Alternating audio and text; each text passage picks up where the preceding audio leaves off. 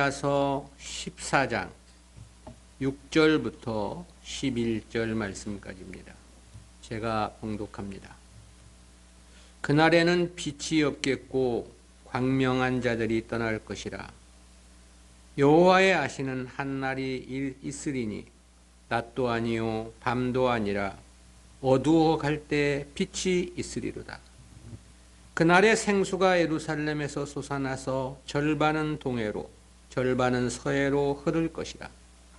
여름에도 겨울에도 그러하리라. 여호와께서 천하의 왕이 되시리니 그날에는 여호와께서 홀로 하나이실 것이요 그 이름이 홀로 하나이실 것이며 온 땅이 아라바 같이 되되 게바에서 예루살렘 남편 림몬까지 미칠 것이며 예루살렘이 높이 들려 그 본처에 있으리니 베냐민 문에서부터 천문짜리와 성무퉁이 문까지 또 하나멜 망대에서부터 왕의 포도주 짜는 곳까지라. 사람이 그 가운데 거하며 다시는 저주가 있지 아니하리니 예루살렘이 안연히 서리로다. 아멘. 오늘은 스가랴서 제37강 열국으로 확장될 신약 구속사라는 제목으로 말씀을 듣습니다. 앞선 1절부터 5절까지는 여호와의 날로 명명된 예루살렘에 대한 심판과 신약시대 택한 백성들에 대한 하나님의 완전한 보호하심을 예언한 말씀이었습니다. 이어진 본문은 신약 구속사에 대한 보다 구체적인 예언을 주고 있는 부분인데요. 앞서서 말씀한 6절 내용은 마치 바늘 틈새만큼도 희망이 없는 유다의 절망적 상황에 대한 보도이고요. 그렇지만 하나님의 주권적인 역사로 한 줄기 빛의 역사가 있을 것을 말씀합니다. 그리고 급기야 하나님의 구원 역사는 이방 전역에서 활기차게 진행될 것이라는 그런 뜻의 예언입니다. 이에 대한 본단락 6절부터 11절까지는 구속사적 교훈까지 주제를 7으로 구분하여 살펴봅니다. 첫 번째는 암흑과도 같은 절망입니다. 앞선 1절, 2절은 여호와의 날로 명명된 선민 이스라엘에 대한 심판 예언이었습니다. 때문에 1절 하반절에서는 그날에 네 재물이 약탈되어 너희 중에서 나누이리라 그랬죠. 2절에서는 성읍이 함락되며 가옥이 약탈되며 부녀가 욕을 보며 성읍 백성이 절반이나 사로잡혀 가려니와 그랬습니다. 참으로 참담하고도 비극적인 상황이 분명합니다. 그렇지만 이러한 참담한 현실은 복음의 역사에도 깊은 어두움을 드리우는 현실이 아닐 수 없었습니다.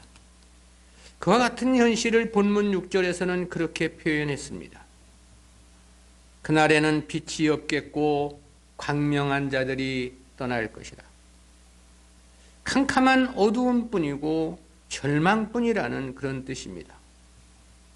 이 부분을 그랜드 종합주석과 옥스포드 언어 성서대전은 인류의 종말 현상으로 해석을 했습니다. 그런데 칼빈은 현실 역사로 이해를 했습니다. 실제 이는 종말의 때를 가리키는 것이 아닙니다. 구약에서 신약으로 구속사가 변환되는 과정에서 복음과 택한 백성들이 맞게 될 현실을 조망한 예언입니다. 여기서 이 빛으로 번역된 히브리어 오르라는 단어는 주로 발광체에서 나오는 빛을 가리키는 단어입니다.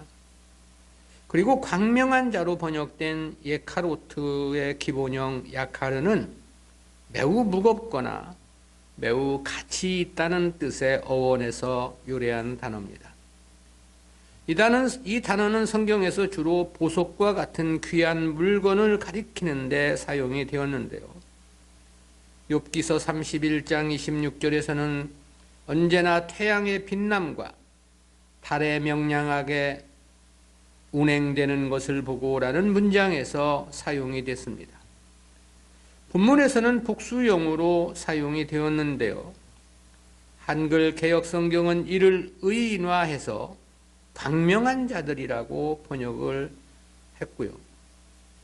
개역 개정판 성경은 광명한 것들이라고 번역을 했습니다. 대부분의 신학자들은 이를 천체의 광명으로 이해를 합니다. 그런데 이런 빛이 없고 광명이 떠났다고 말씀을 한 거죠. 때문에 이는 칠흑 같은 어두움, 즉 절망과 같은 당시의 시대적 상황을 묘사한 표현이라고 말할 수 있겠습니다. 의가 없고 희망이 없는 시대라는 그런 뜻인 것이죠. 두 번째는 절망에서의 한 줄기 빛입니다. 본문은 하나님으로부터 준비된 희망의 메시지를 보도한 부분입니다. 이에 대한 7절은 둘로 구분해서 살펴보겠습니다. 첫째는 7절 상반절에서 여호와의 아시는 한 날이 있으리니 그랬습니다. 여기서의 한 날로 번역된 히브리어 욤 에아드 후는 바로 그 한 날이라는 그런 뜻입니다. 많은 번역본들은 독특한 날이란 의미로 번역을 했습니다. 옥스퍼드 원어성서대전은 최후 심판을 위해 정해놓으신 날이라고 해석을 했고요. 그랜드 종합주석도 그리스도께서 온 세상을 심판하시기 위해 재림하시는 날이라고 해석을 했습니다. 칼빈은 하나님만이 아시는 한 날이라는 것에만 초점을 두고 해석을 했는데요.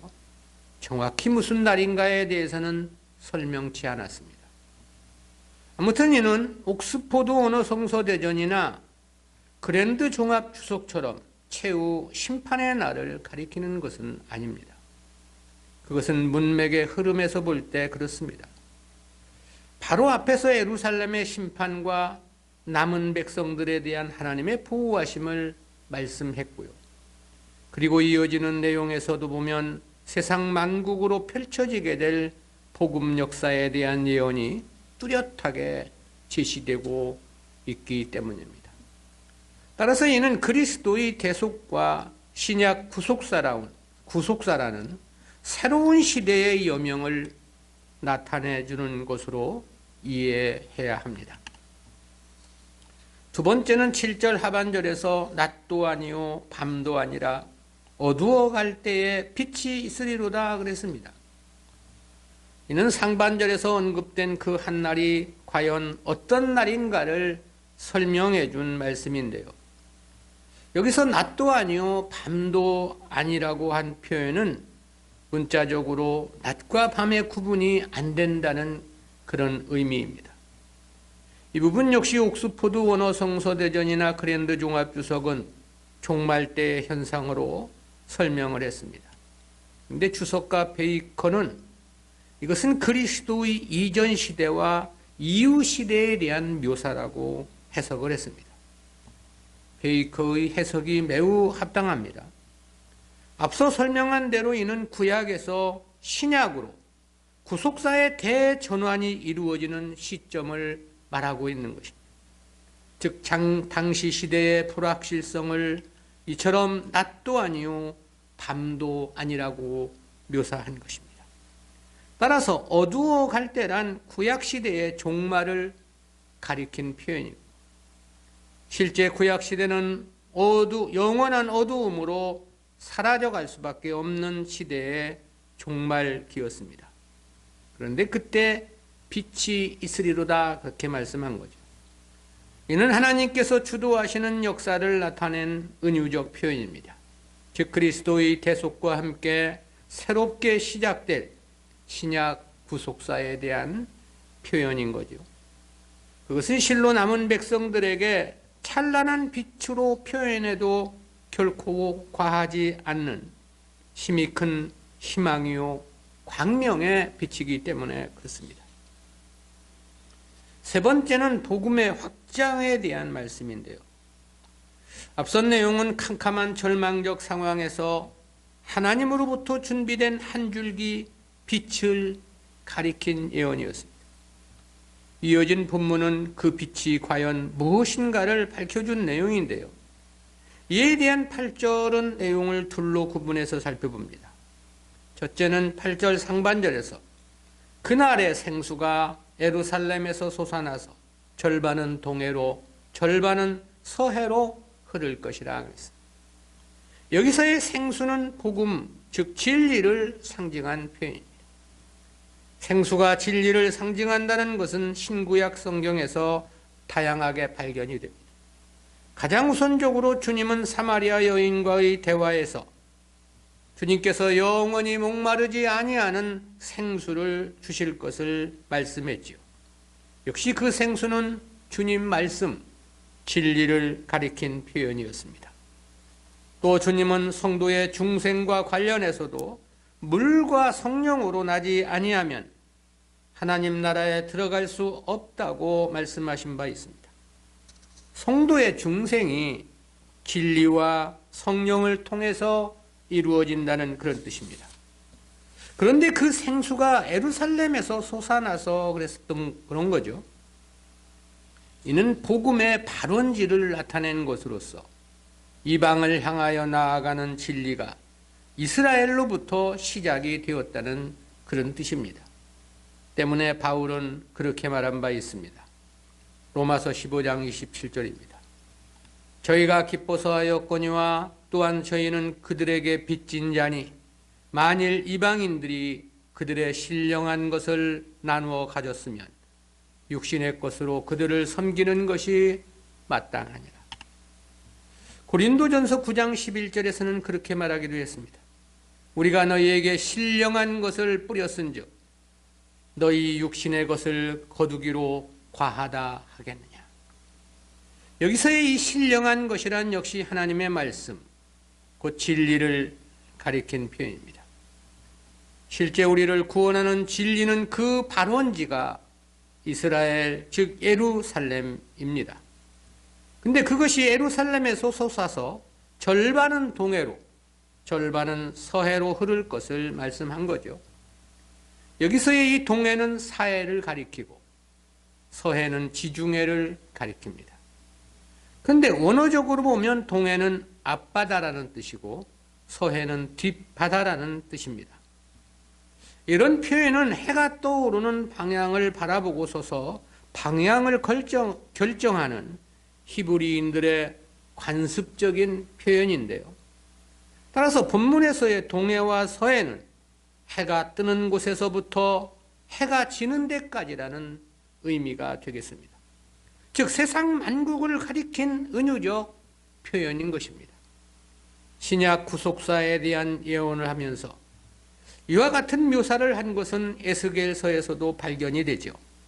에스겔서 47장 1절입니다.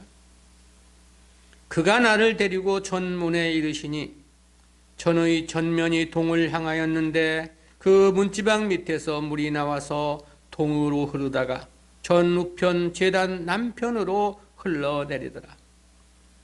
이는 예루살렘 성전 문지방 밑에서 흐른 물이 세상 만국으로 뻗어나갈 것을 예언한 말씀입니다. 본문 역시 이와 같은 똑같은 의미인 것입니다. 둘째는 8절 하반절에서 여름에도 겨울에도 그러하리라 그랬습니다. 사시사철 샘물이 흐르지 않고 흐를 것이라는 그런 뜻이죠. 즉 택한 백성들의 구원이 모두 완성될 때까지 이 진리의 강수는 자기 백성들을 향하여 멈춤 없이 흘러갈 것이라는 은유적 표현입니다. 따라서 이는 우리 몸을 살게 하는 혈류와도 같이 세상을 살게 하고 복되게 하는 생명의 젖줄이기도 한 것입니다.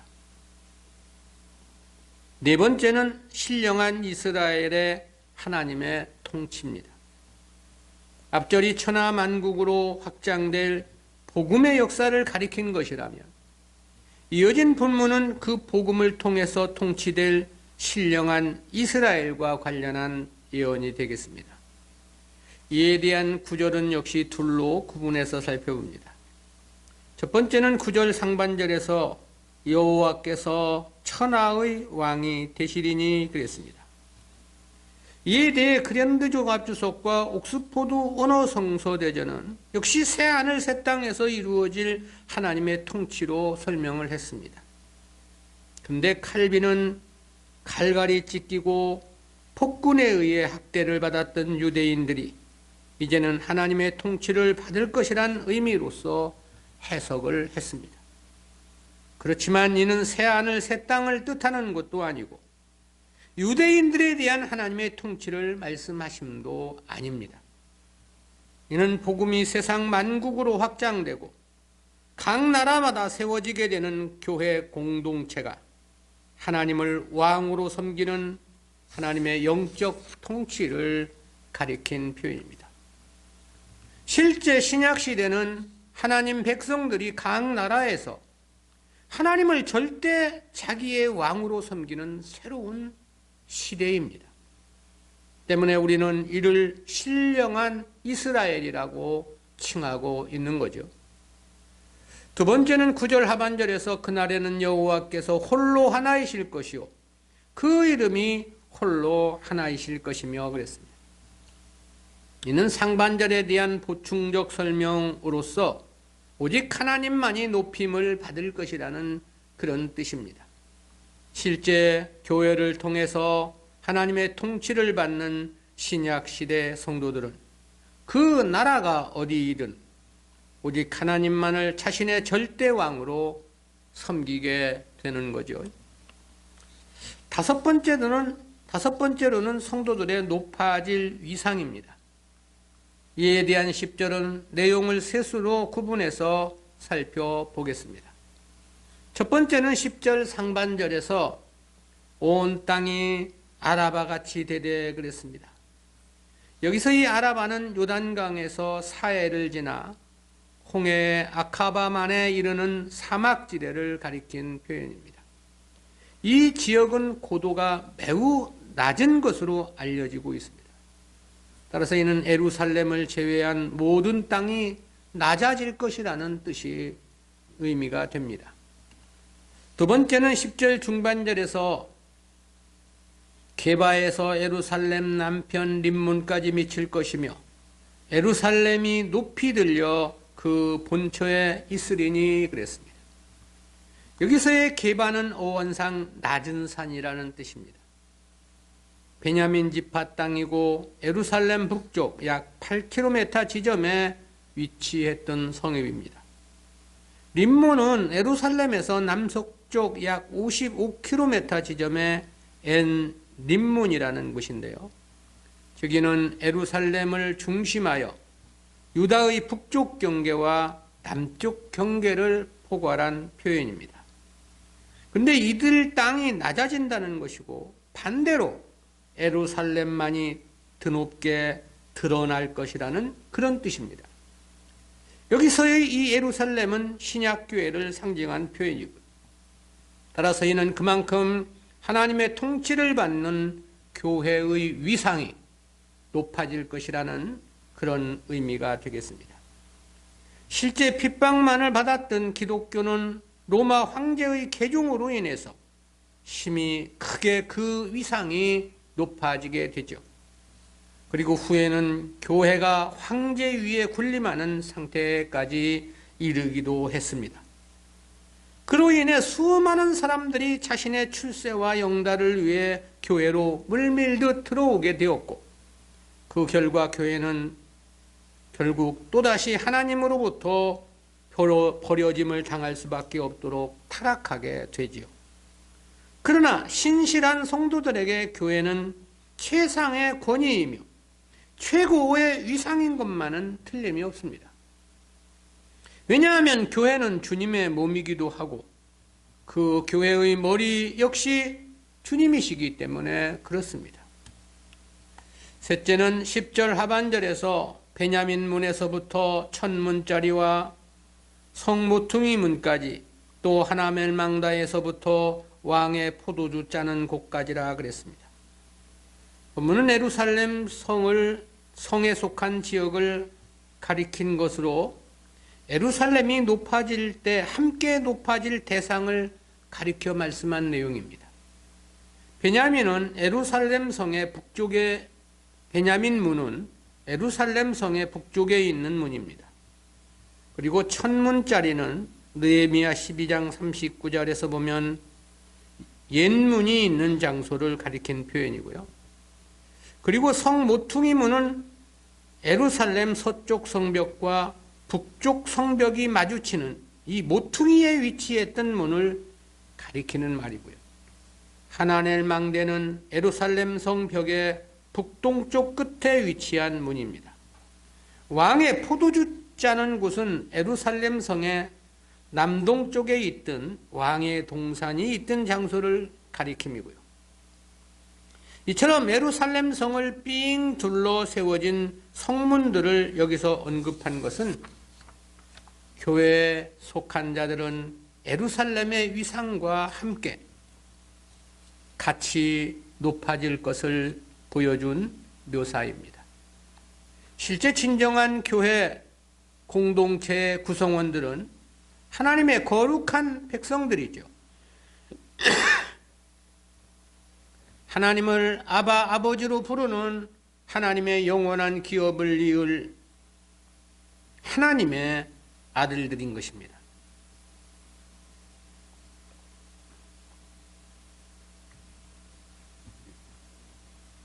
세상에서 그보다 더 고귀한 이름은 없는 거죠.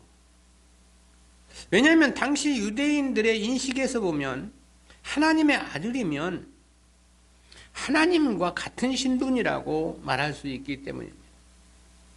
유대인들은 아버지와 아들은 똑같은 위치, 동일한 신분이라는 의식을 갖고 있었기 때문입니다. 여섯 번째는 택한 백성들에 대한 충만한 은혜입니다. 열국으로 확장된 신약 구속세에 대한 예언의 결론인 11절에서는 택한 백성들이 받게 될 충만한 은혜를 세 가지 묘사를 통해서 밝혀 주었습니다. 첫째는 11절 상반절에서 사람이 그 가운데 거하며 다시는 저주가 있지 아니하리니 그랬습니다. 여기서 거하며로 번역된 히브리어 아사브는 정착하다, 안주하다 그런 뜻입니다. 다시는 재난을 당해 도망치거나 포로로 잡혀가는 일은 없을 것이라는 그런 뜻입니다. 이는 신약 성도들의 신앙생활이 안정적일 것이라는 의미를 나타내 줍니다. 저주로 번역된 히브리어 해림은 어원상 다른 것들로부터 격리되거나 종교적으로는 저주를 받아서 죽게 됨을 가리키는 단어입니다. 그런데 택한 백성들에게는 결코 그런 저주의 해를 받지 않을 것이라는 그런 의미인 거죠. 그 근본적 원인은 그리스도의 대속과 풍성하신 하나님의 은혜의 효력 때문이라고 말할 수 있겠습니다. 이에 대해서 이사야 선지자는 그렇게 예언을 한 바 있죠. 이사야서 65장 20절입니다. 거기는 날수가 많지 못하여 죽는 아이와 죽는 유아와 수완이 차지 못한 노인이 다시는 없을 것이라. 곧 100세에 죽는 자가 아이겠고 100세 못되어 죽는 자는 저주받은 것이리라. 그만큼 신약시대는 차고 넘치는 충만한 은혜의 시대라는 뜻입니다. 두 번째는 11절 하반절에서 예루살렘이 안연히 서리로다 그랬습니다. 이는 신약교회가 이방에서 견고히 세워지게 될 것이라는 그런 뜻입니다. 아울러 택한 백성을 모두 구원하기까지 절대 해를 받지 않을 것이라는 뜻이기도 하고요. 이와 관련해서 계시록 11장에서는 이렇게 표명한 바 있습니다. 계시록 11장 3절부터 5절까지인데요. 내가 나의 두 증인에게 권세를 주리니 저희가 굵은 베옷을 입고 1260일을 예언하리라. 이는 이 땅에 주 앞에 섰는 두 감람나무와 두 촛대니 만일 누구든지 저희를 해하고자 한즉 저희 입에서 불이 나서 그 원수를 소멸할지니 누구든지 해하려 하면 반드시 이와 같이 죽임을 당하리라. 여기서의 두 증인은 신약 구속사, 즉 신약교회를 통해서 전해질 복음 역사를 상징한 표현입니다. 그런데 그들이 예언하는 동안은 그 누구도 저들을 해할 수 없다고 말씀했습니다. 해하고자 하면 오히려 해하려는 자가 해를 받을 것이라고 말씀을 한 거죠. 본문에서 예루살렘이 안연히 서리로다라고 함 역시 이와 동일한 의미가 되겠습니다. 우리는 이와 같은 말씀을 통해서 두 가지 구속사적인 교훈을 생각해 봅니다. 첫 번째는 하나님의 자기 백성 구원은 절대 실패하지 않을 것이라는 교훈입니다. 그것은 8절부터 11절까지의 말씀 속에 함유되어 있는 진리입니다. 8절 상반절에서는 그날의 생수가 예루살렘에서 솟아나서 절반은 동해로 절반은 서해로 흐를 것이라고 했습니다. 여기서의 생수는 주님 말씀, 즉 복음을 가리킨 표현으로 진리가 세상 만국으로 힘차게 펼쳐나갈 것이란 의미라고 했죠. 그리고 8절 하반절에서는 여름에도 겨울에도 그러하리라 그랬습니다. 이는 세상 만국을 향해 뻗어나가는 진리가 택한 백성들 모두를 구원하기까지 결코 멈춤이 없을 것이라는 의미로 우리가 이해를 했습니다. 9절 상반절에서는 여호와께서 천하의 왕이 되시리니 그랬죠. 이는 신령한 이스라엘의 통치를 나타낸 것으로 교회를 통해서 자기 백성을 다스리시는 하나님의 통치를 가리킨 표현입니다. 때문에 9절 하반절에서는 그날에는 여호와께서 홀로 하나이실 것이요 그 이름이 홀로 하나이실 것이며 그랬습니다. 신령한 이스라엘에 속한 교회 공동체, 즉 하나님 백성들은 그들이 어느 나라 백성이든 그들은 오직 하나님만을 왕으로 섬길 것이라는 그런 의미입니다. 이어진 10절 중반절에서는 게바에서 예루살렘 남편 림몬까지 미칠 것이며 예루살렘이 높이 들려 그 본처에 있으리니 그랬죠. 이는 신약시대 교회의 높아진 위상을 반영한 표현이라고 그랬습니다. 하반절에서는 베냐민 문에서부터 천문짜리와 성모퉁이 문까지 또 하나멜 망대에서부터 왕의 포도주 짜는 곳까지라 그랬습니다. 교회의 위상뿐만 아니라 그 안에 속한 택한 백성들의 위상도 덩달아 높아질 것이란 의미로 이해를 했습니다. 끝으로 11절에서는 사람이 그 가운데 거하며 다시는 저주가 있지 아니하리니 예루살렘이 안연히 서리로다 그랬습니다. 이는 절대 택한 백성들은 저주의 해를 받지 않으며 안전할 것이라는 그런 뜻입니다.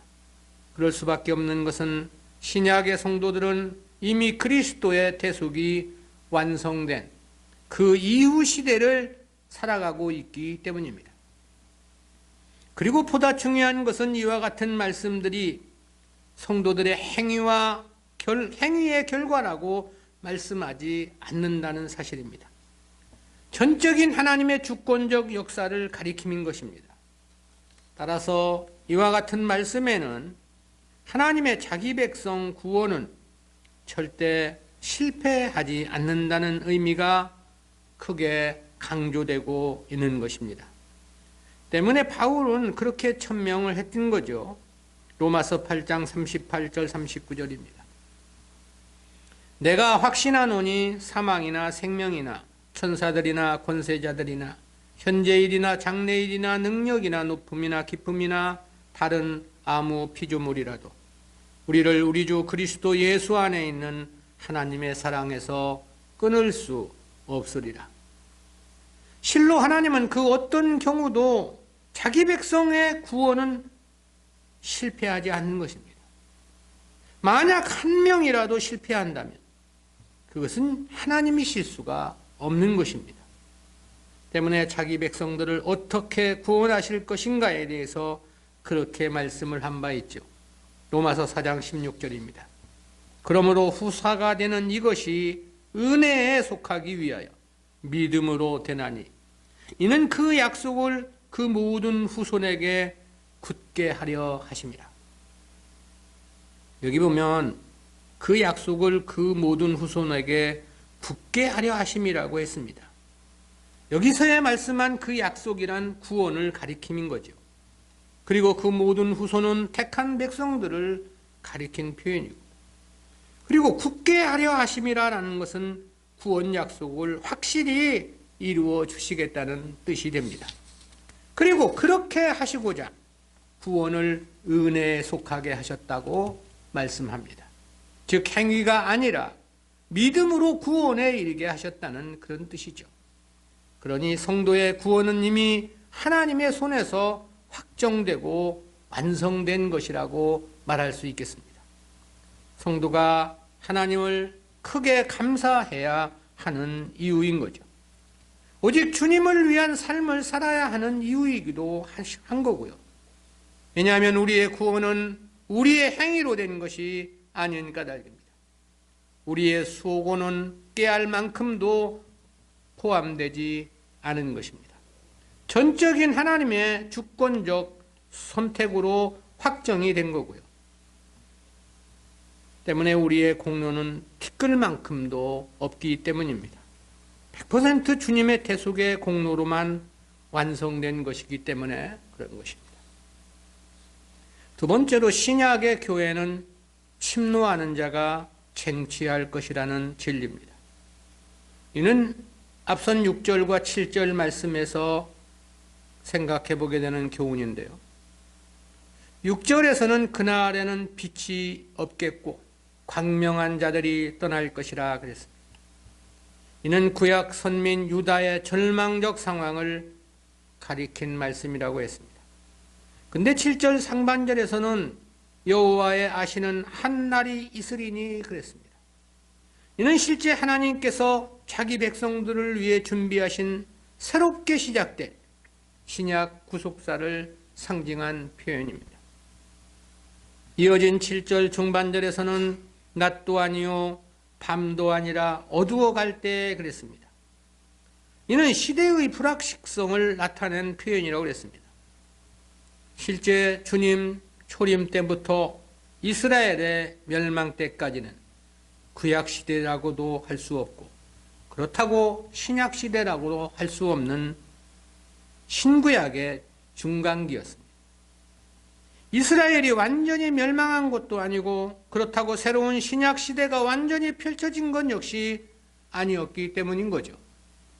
그러나 이스라엘은 점점 어두움이 짙어지던 시대였던 것만은 틀림이 없는 거고요. 그런데 그때 7절 하반절에서 빛이 있으리로다 그랬습니다. 이는 하나님께서 새롭게 펼쳐가실 신약 구속사에 대한 표현이라고 우리가 이해를 했죠.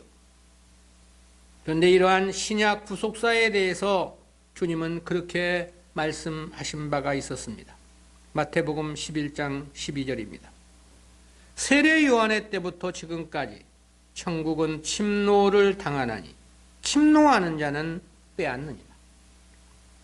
이는 신약 시대는 과거 구약 시대와 같이 어느 한 나라 한 민족에게만 구속사를 맡기지 않을 것이라는 의미에서 하신 말씀입니다. 보다 더 주님의 뜻을 바르게 깨닫고 열심을 다해 주님을 섬기는 자들에게 하나님은 하나님의 구속사를 맡기실 것이라는 그런 의미입니다. 때문에 또다시 그런 말씀을 하신 바도 있죠.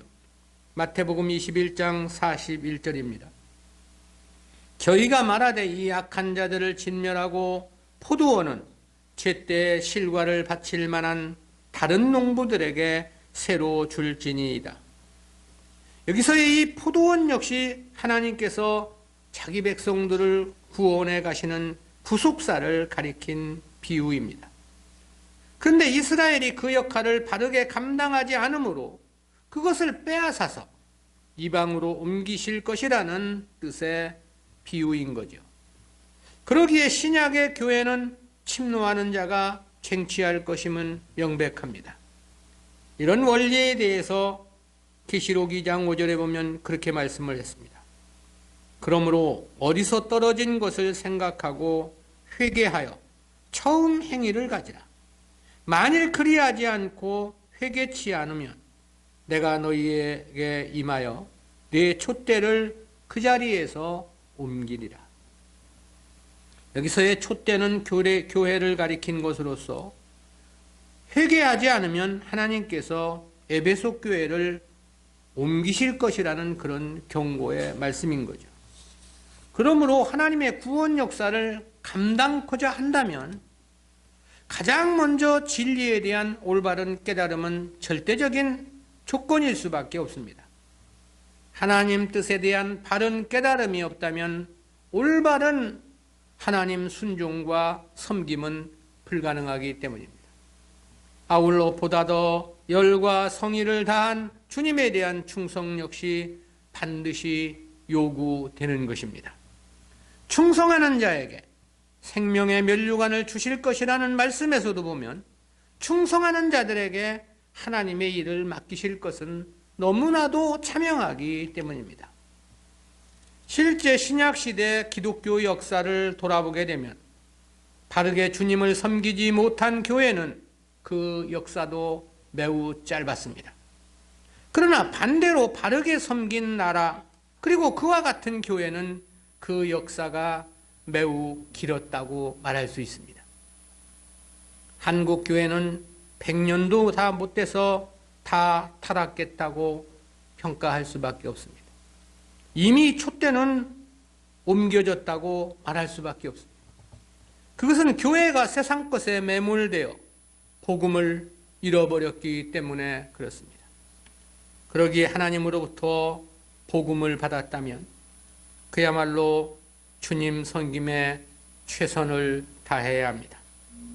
물론 이 기본 구원은 하나님의 일방적인 선택과 전적인 주님의 대속으로 완성된 것입니다.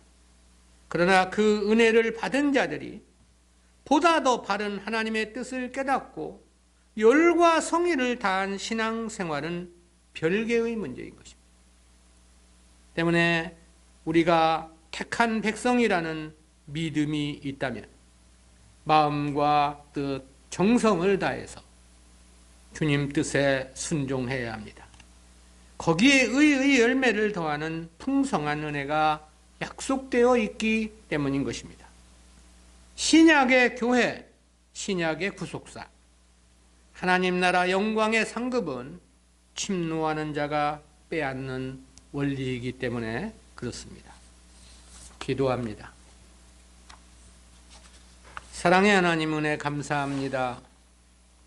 오늘도 신약 시대가 도래하기 이전 500년 전에 스가랴 선지자를 통해서 우리 시대를 예언해 주셨던 그 귀한 말씀을 통해서 우리에게 베풀어 주신 하나님의 은혜와 또한 어떻게 하나님을 바르게 섬기며 살아가야 할 것인가를 깨닫게 해주심 진실로 감사합니다.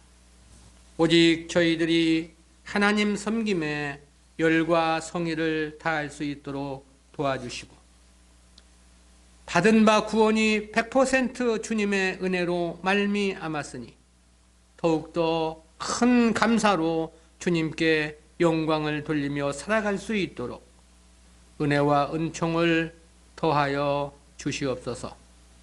감사드리옵고 예수님의 이름으로 기도드리옵나이다. 아멘.